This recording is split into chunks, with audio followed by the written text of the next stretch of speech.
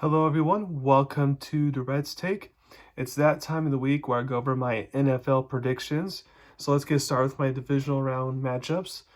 We have the two Saturday matchups. The first one being four Texans versus one Ravens. The Ravens are 9.5-point favorites. 4:30 game on ABC. Um, these two teams played each other back in week one in CJ Stroud's first start. Who knew these two teams would meet up again in the postseason? Surely not me. I know Texans quarterback CJ Stroud had an easy day against the Browns defense last week, although, that defense for some reason is not good on the road, meaning the Browns defense, not sure why, but that was just the case. But this would be a much harder test. Baltimore has a top three defense in the league, and they have excellent pass rushers. They don't have just like one good guy like Myles Garrett does for the Browns, but they have like multiple pass rushers that can get after you. The question is, with having 2 weeks off, how will the Ravens' offense look? Will it be just fine, or will it look sloppy? Ravens quarterback Lamar Jackson has not been good in postseasons. Was that because of the lack of weapons and the wrong offensive coordinator? And now that he has weapons and he has a good offensive coordinator, now that it's all going to get fixed? Or is that just how Lamar is and just not a postseason player? That's what's on the line in this game. I think it won't be a pretty game for the Ravens, but I do think Jackson will be clutch where he has to be.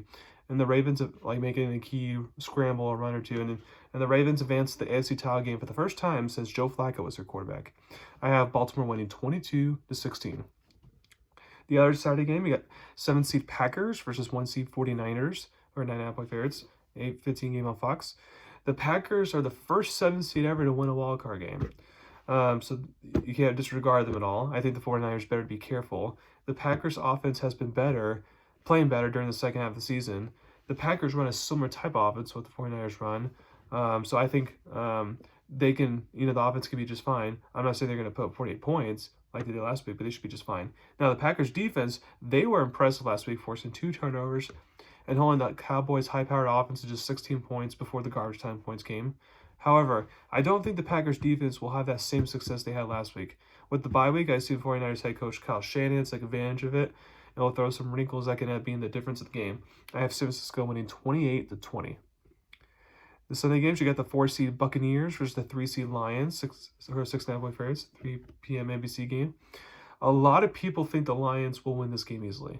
I think they'll either win this game easily or it'll be really interesting and close. I don't see a scenario where it's like middle ground there where maybe the Lions win by 10 and it feels close. I just don't kind of see that scenario. I feel like it's going to be really close, come down the wire, or it's a blowout for the Lions.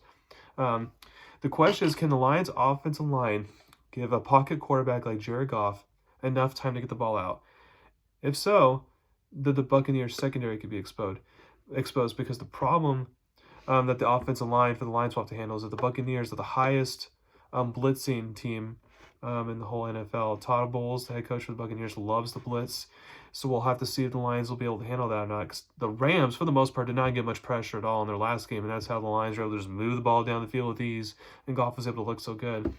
The reason why I chose Tampa to upset Philly last week is because the way the Eagles were looking down the stretch. The Buccaneers, I doubt, will be able to score 32 on offense this time. I don't think they'll have the same success in the run game, which means Buccaneers quarterback Baker Mayfield will have to be excellent in the pocket again for them to get the upset. I think the coaching advantage of Dan Campbell, but specifically offensive coordinator Ben Johnson, will be the difference maker in this game like it was last week for them. And they find a way to get another win and go to the NFC title game for the first time in forever. I have Detroit winning 23-17 in a closer than expected game. Last but not least, you got the 3-seed Chiefs versus the 2-seed Bills, who are 2.5-point favorites, 6:30 p.m. CBS game. This is the biggest game of the week, in my opinion. Are we going to get another classic matchup between Josh Allen and Patrick Mahomes? This is actually Chiefs quarterback Patrick Mahomes' first career road playoff game. So how will not only him, but his team handle that environment? I think as long as the Chiefs are able to run the ball well and they get contributions from their receivers like they did last week against Miami, then I think the Chiefs can keep this game close. For the Bills, they have injuries on defense, and it got worse after last week's game against the Steelers. The Bills' offense will be the big key since the Chiefs are a top 5 defense. If they mean the Chiefs can contain the Bills' rushing attack, so not only stopping James Cook from running, but also trying to let Josh Allen make too many big plays with his legs specifically, then I think the Chiefs can hang around. Also, one more interesting note is that the Bills, they had to play on Monday night while the Chiefs got to play on Saturday night, so the Chiefs had extra day or two of rest and not to rest, but also prepare for the game. So I think that could be a potential advantage there for the Chiefs. I think this game will come down to the wire, be another classic playoff game like it was a couple years ago. And I'm going to actually take the Chiefs to get the upset here. I'm going to take them barely, 20-19.